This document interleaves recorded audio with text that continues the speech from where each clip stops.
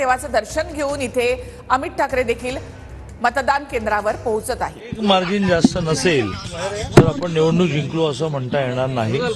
74,400 आमचा bottom point आहे। याच्यावर किती तर मी एक बंद पाकिट करून तुम्हाला देऊ शकतो, जे माझ्या घरी मी ठेवलं आहे ते आपण काउंटिंगच्या दिवशी दुपारी 1 वाजता उघडूया। इतकं हेवी मार्जिन असेल। कोणाला विचारायचा का प्रश्न?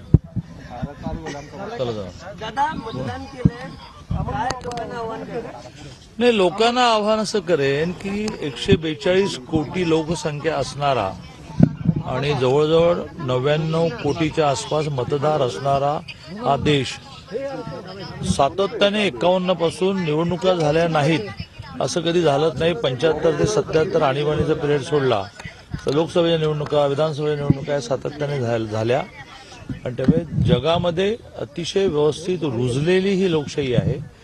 जी लोकशाही तेव्हा स्ट्रेंथन होईल जेव्हा आपण आपला मताचा अधिकार बजावू।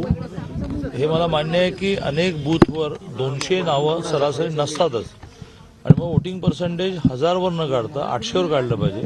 1000 वर काढल्यामुळे ते कमी दिसतं, पण 800 पैकी तरी 800 होतं का? 800 पैकी तरी 750 होतं का? नाही होत। आणि त्यामुळे आपल्या सगळ्यांना इलेक्ट्रॉनिक मीडियाच्या माध्यमातून आवाहन करेन की मत कोणाला द्यायचा हा इतका गुप्त विषय आहे, सिक्रेट आहे की बायकोने कोणाला मतदान केलं नवऱ्याला माहीत नसतं।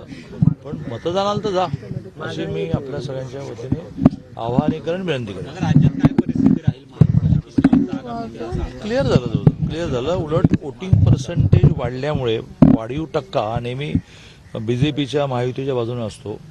तो 48-50 धरून ज्या निघालेल्या फिगर आहेत त्या 160 ब्रँडेड आहेत, म्हणजे कमळाच्या चिन्हावरच्या धनुष्यबाण